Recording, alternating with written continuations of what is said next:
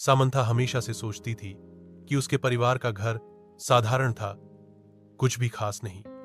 एक शांत पड़ोस में स्थित यह एक सफेद बाड़ और एक अच्छी तरह से बनाए गए बगीचे के साथ एक आरामदायक 2 मंजिला घर था। फिर भी जब वह एक दोपहर धूल भरे अटारी में घूम रही थी तो उसकी नजर कुछ असामान्य पर पड़ी।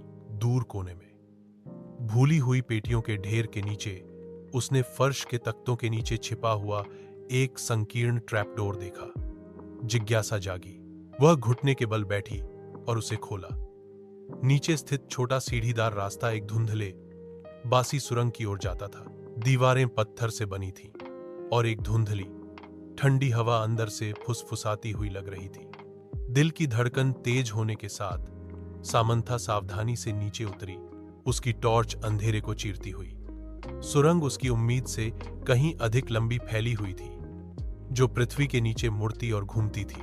उसे यह महसूस हो रहा था कि वह अतिक्रमण कर रही है, कि कोई उसका इंतजार कर रहा है। अनंत काल के बाद सुरंग आखिरकार एक छिपे हुए कमरे में खुल गई। दीवारें पुरानी बुकशेल्फों से भरी हुई थीं, जिनमें अजीब चमड़े से बंधी हुई पुस्तकें थीं। कमरे के बीच में एक पुरानी मेज धूल भरे कागजों और पत्रिकाओं से घिरी हुई थी। जैसे ही सामंथा दस्तावेजों को पढ़ रही थी, उसके हाथ कांप रहे थे। रिकॉर्ड्स में मना किए गए अनुष्ठानों और गुप्त समाजों का जिक्र था। उसके परिवार का नाम बार बार उल्लेख किया गया। एक बार की बात है, एक गांव में एक बहुत ही लालची आदमी रहता था।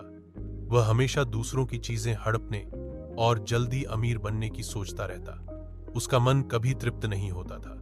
एक दिन उसने सुना कि पास के जंगल में एक साधु रहते हैं।